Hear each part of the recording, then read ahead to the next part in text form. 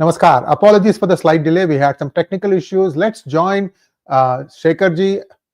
Let's join Sridhar Chityala-ji. I'm so sorry about that. Sridhar-ji, namaskar and welcome to 𝗏𝗏𝐺𝑔𝑢ru's channel. Namaskar, sir. How are you doing? Sir, every guest of mine starts with the letter S, sir, including my name. I'm always confused. Thank you so much, sir, taking the time out. We had a little bit of confusion, all settled now. Sir, we have a very compelling topic to talk about. Last time when I had mentioned about this 1 trillion for illegals, people jumped all over me. Lately, a lot of Democrats, a lot of woke, a lot of left liberals, loonies, everybody watches 𝗏𝗏𝐺𝑔urus and they believe that if they put a comment, then immediately the video viewership will suffer. Dream on, guys. But be that as it may, I thought it should be, we should clarify what is going on. Before we go to the program, I have 2 announcements. Breaking news that is going on in India. This book talks about how you can weaponize ricin, R-I-C-I-N. Ricin is something that you can get out of castor oil. If you take castor seeds, you extract the oil, what is left, the husk, from that you can create ricin. It's extremely dangerous. This thing has no antidote. And that's what this book talks about, Who Painted My Money White. Those of you who have read this thing, you will understand. Please do put in a comment on this column about your experience of reading that book. Sridharji, I'd like you to give an opening statement and then I have one more announcement, sir. Over to you. Well, I think that the opening statement here is $1.5 trillion that everybody is alluding to true? The answer is yes. Because there was a $1.5 trillion bill to be passed by the, by clean bill to be passed through. And unfortunately or fortunately, it was declined outrightly. And very quickly, Democrats pedaled back and they have come up with a formula and a framework, to see whether they can get this shutdown, eliminated, moved. And get the agenda going. So why did you come up with a clean 1.5? Because there was a there's a $1.8 trillion discretionary amount which was to be passed through the appropriations bill. They said, okay, they would make an attempt to get this $1.5 trillion through. I think Trump called the game, and end of story, Sriji. And then now they are. Now they have got a framework under which they can see whether they can still get this. And what's the core issue here? The core issue is 3 areas. Number 1, they want to somehow get this Obamacare extra credits through. That's number 1. And number 2, they want to have pre-pandemic, post-pandemic programs approved. Number 2. And number 3, for some of the people that they want well-enabled workers who don't have jobs, but yet they are part of the system and their Medicare budget to be approved. So it all boils down to this whole concept of, how do you kind of get the Obamacare and other kinds of money through. Now, why is it is important? They feel, Democrats feel that is important because it affects the poor segments of the society, it affects the vulnerable segments of the society, etc. Trump's question is, why should I pay? I can get the insurance agencies and others. I'll directly give it to people, who are the true, honest citizens of the country. And so we are back to square one, and which is namely, firstly, the additional credits for Obama will be a clean vote once the government resumes. And the second is that people who got laid off when this process commenced, in terms of the shutdown commenced, will be rehired. So at least they have something to the Democrats, something to get back, and their pet project will be the pet kind of I don't know what we want to use pet project to be. Pet project of funding all these people is at least off the cuff, and I believe the straight vote will go down, unfortunately for the Democrats. So all the things that they thought that they could get it done is not going to happen, and it is costing the Democrats, notwithstanding the fact. I mean, it's costing the Republicans as well. I mean, so it's costing both sides of the fence, and they got to get the government back in order. This whole show looks like a straight pulled out of nowhere, very unwarranted, and unfortunately, United States again looks like a laughing stock when the two parties can't get their act together. Sriji.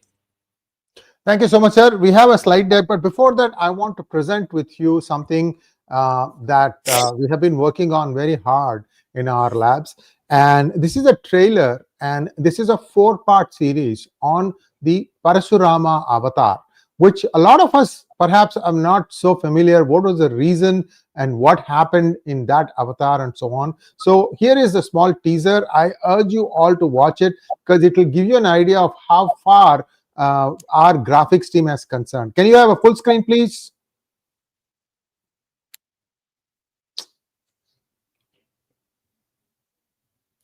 Who was Parashurama, who led a life of devotion, dedication, and daring? Why did he take birth on the earth? Was it to eradicate corrupt Kshatriya rulers who had become tyrannical and oppressive, or was it to bestow daya for the needy?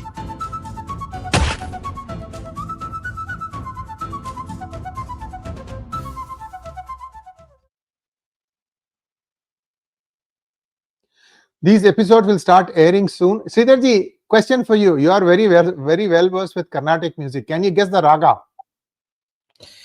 No, sir. Sorry, I have to. I wasn't paying attention. I'm sorry. Yeah.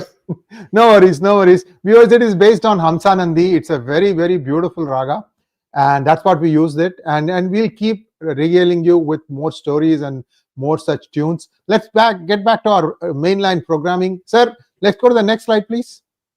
Yes, next slide. Yes, so the 1.5 trillion drama. Are Trump's assertions true? No, Trump is asserting based on the fact that there was a $1.5 trillion clean bill that was put on the table. Other than that, I don't think that there is anything substantive to say. Why do these guys need $1.5 trillion? Okay, well, let's break down the shutdown. And $1.8 trillion, which is what you call part of the discretionary budget, and that usually gets passed through the appropriations bill, is hanging there. This is the unfunded budget. And then where is the 1.5 trillion catch? This is what we are trying to analyze and let you know. Okay, next slide. Okay. Are Trump's assertions true? The answer is yes, it's a mere number, and he's making a political hue and cry of it. Rather than the substantial truth behind that, the $1.5 trillion is all going to illegals. Next.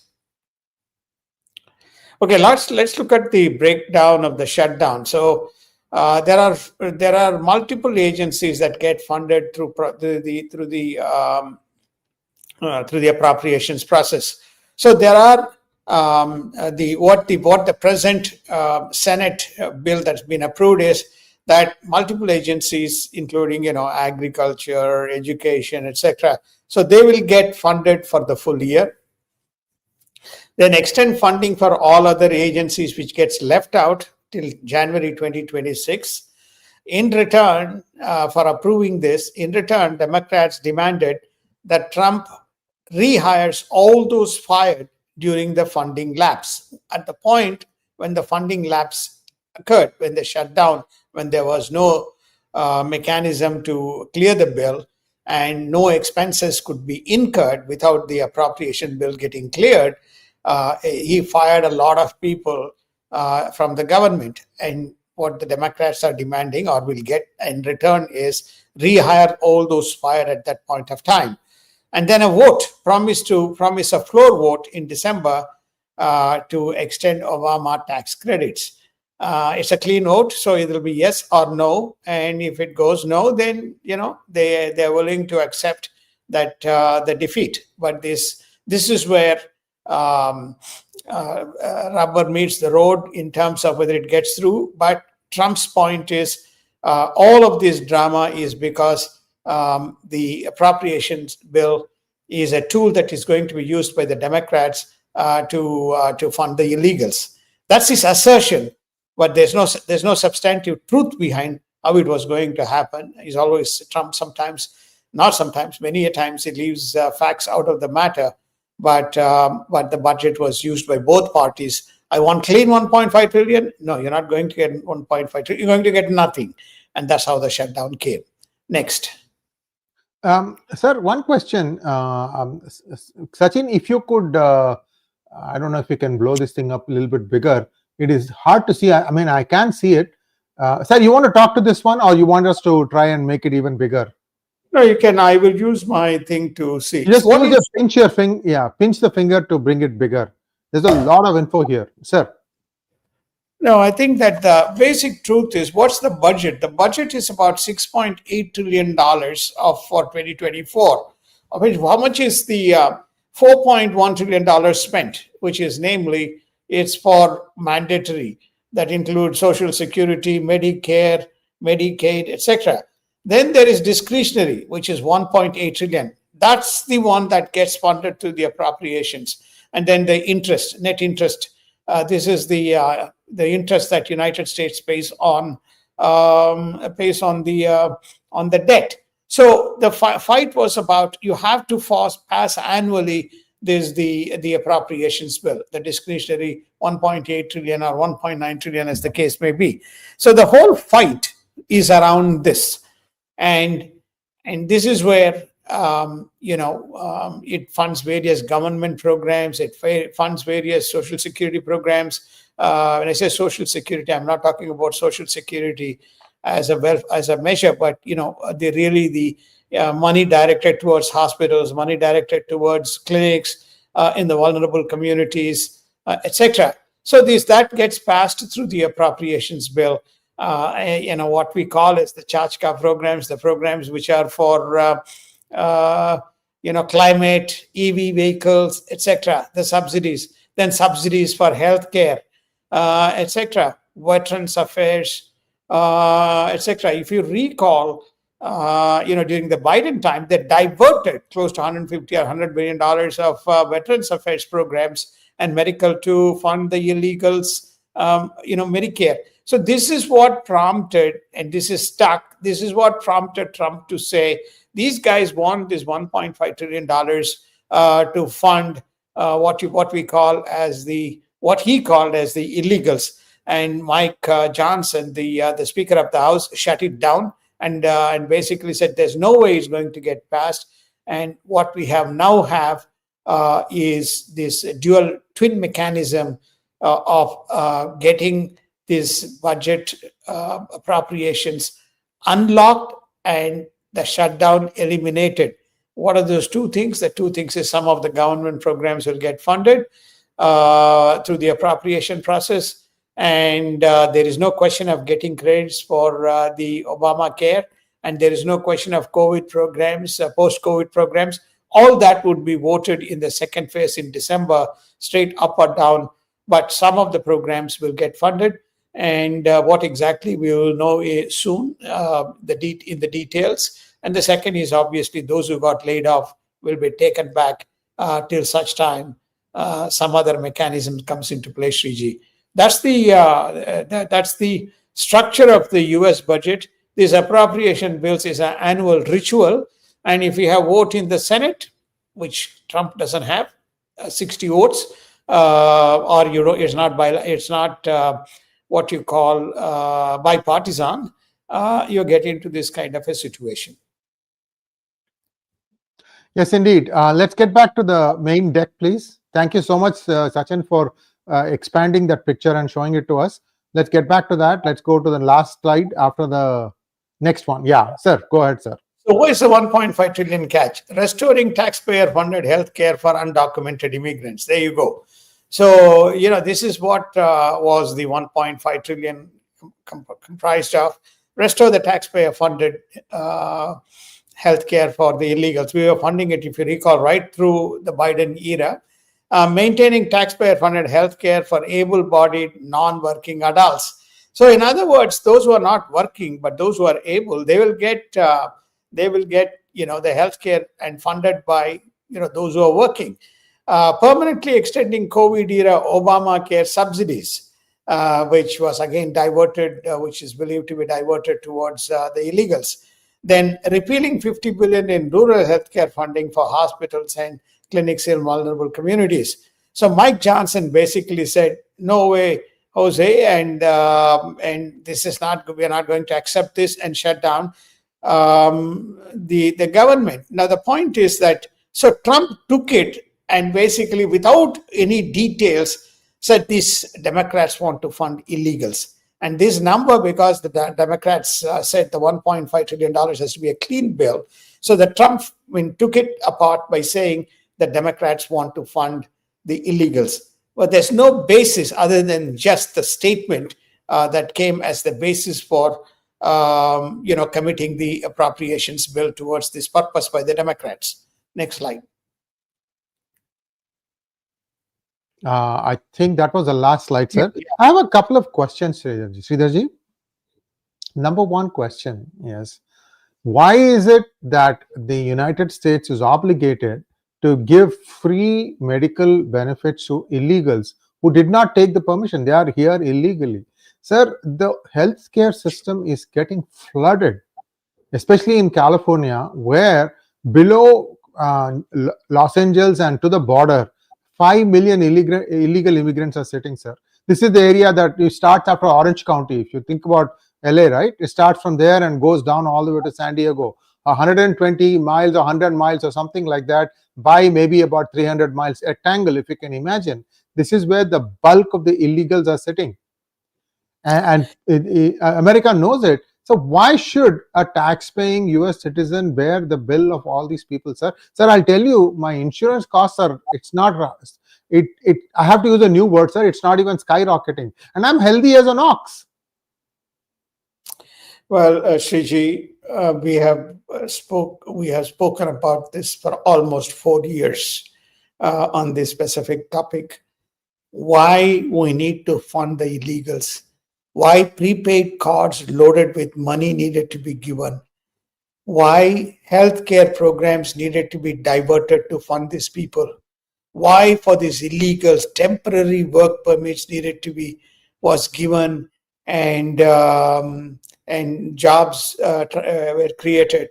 And why for these illegal workers, those who got these temporary work permits and they use that as a basis for voting and staying back in the country, etc. So only Democrats, there was a very clear intent to change the demographics of the country. There's a very clear intent to open the floodgates and send them into various cities across various states, so that these people can benefit. I mean, the crime that increased during those 4 years. And all those laws that came into place. If you steal anything below $1,000, it became nobody cared about it, non-enforceable. I mean, there's no logic other than one party saying that somehow that's a legitimate way to do things, Sriji. There's no other logic. Sir, Sridharji, I fail to understand why the Democrats are allowing themselves to be used like a carpet to sweep the floor by vested interests, sir. You and I know who the vested interests are. This is not Mr. Soros. Soros is the nonagenarian, doddering idiot. He's not the one who's doing it. Somebody behind him is doing it. Just like you saw what is that called? No King something. There was a protest across the state, cities. They wanted to show their power, muscle power on the street. All of them, most of them are illegals. Send them out. And some, misguided so-called intelligentsia of the next generation. People, I don't know what they read. They don't seem to have comprehension of basic things. Common sense seems to be missing. That's okay. Let's leave it. Sridharji, so come December, are we going to have another tamasha like this, sir? No, I think there is. They will reopen the government, and there is going to be an up or down vote. And if Democrats can persuade the Republicans to extend the Obamacare program, extend the tax credit, and extend some of those things, it's a straight vote. If they can persuade their fellow Republicans, either in the Senate or House, then it's a done deal. They will get it done. Now, as far as the first one is concerned, which is namely employing people who were fired by Trump, okay, they will be taken back, and Trump will find a way by which he can fire them again. So that's on that one. As far as some of the governmental departments, and I think that will go on a case-by-case basis, Sriji. I don't expect. I expect next drama to be in January 2026. This is an interesting comment here. Illegal Americans come to Canada and use the NHS for their illness and operations. The emergency here in Canada do not refuse care, and they use the system to take care of their medical needs. Canadian doctors who care for them go unpaid. My dear man, what can I do? You have a government run by the deep state. What qualifications does your prime minister have to run the country? Why the hell did you all go and vote for him? Oh, you got pissed off because Trump said that he wants to make Canada the 51st state? It is because of many of you who are feeling that. Don't look at Toronto population, Montreal population, or Vancouver population. Look outside. Think of just read what Alberta is saying. Yeah. I mean, I'm not saying that what Trump said is right or wrong. I'm just saying people's sentiments. You have to understand. Why did you go and vote for somebody who has zero administrative experience? So you are also being used to wipe the floor. Yeah. I mean, this is a complete showdown between deep state and Trump administration. Personally, Trump, in my opinion, and I don't know who's winning, Sridharji, because somehow in Ukraine, United States is not able to come up with a clear-cut policy even today, sir. Just this one observation from you. I don't think we have any questions. Then we can wind up, sir. I think around the dot, there's no resolution on any matter. You saw today Thailand and Cambodia gone. So there's no leadership. Most of these are hodgepodge. Sir, take a sip of water, sir. Take a sip of water, sir. No problem. Take a sip of water, sir. Yeah. So viewers, this book, Who Painted My Money White, I have a very detailed storyline about how ricin can be extracted from commonly available materials in and around you, and how you can use some special centrifuge equipment to purify it. Once you purify it at 99% purity, ricin can be deadly. And the whole book talks about it. Do read that book. Many of you, I'm sure, have read it because this is a bestseller in Amazon. This came about 5 years ago. It's done extremely well, and you will all understand. Maybe somebody read the book and they said, "Oh, okay, so ricin is available. Let's emulate what 𝗏𝗏𝗏 is saying and do it." But the point I'm trying to make is there have been many such things in the past, and many will be there in the future. And it's the enemy is within us. And all I can tell you is people are really running down their own country. Muslims and Christians and other minorities living in India, you won't get a better lifestyle than this anywhere, not even in the West. See how everybody is hounding you out. This includes us also. I'm not in, the interesting thing about Dinesh D'Souza, why he's saying that 40 years I was a conservative commentator, why are you jumping at me? Yeah, because you are color skin. MAGA is so dumb. And not all of MAGA, but what is it? Groypers. This is the group that, what's his name? Nick Fuentes has, started. I mean, so you have one extreme on one side, there's another extreme on the other side. Go figure it out, viewers. You have to be in the middle to run a country. Sir, you wanted to say something? No, I think my apologies for that, for a minute break. So what I'm saying, Sriji, is that this is one of the worst kind of the whole presidential process and the governance on either side has gone completely astray. You look at some of the Trump's policies, I mean, it all seems to be like politicking for an agenda. You have Israel, Hamas, no resolution. You have Ukraine, Russia, all halabaloo, and it has gone out of kilter. You take this so-called show, Thailand and Cambodia, that's gone. Then you think about this Iran and the Houthis, that's Yemen. So that's gone out of window. You talk about some of the economic programs and deals. Do we know what's happening with China on the rare earths? No. So the whole thing around these various programs, everybody clapping up and down that Trump needs to win the Nobel Prize, etc. All of that seems to be show and tell rather than any kind of resolution. Now we're coming to this budget process. The budget process is a complete mess. Already you take a look at the bill. This year, FY24, which will be finished through these appropriations, is $6.8 trillion.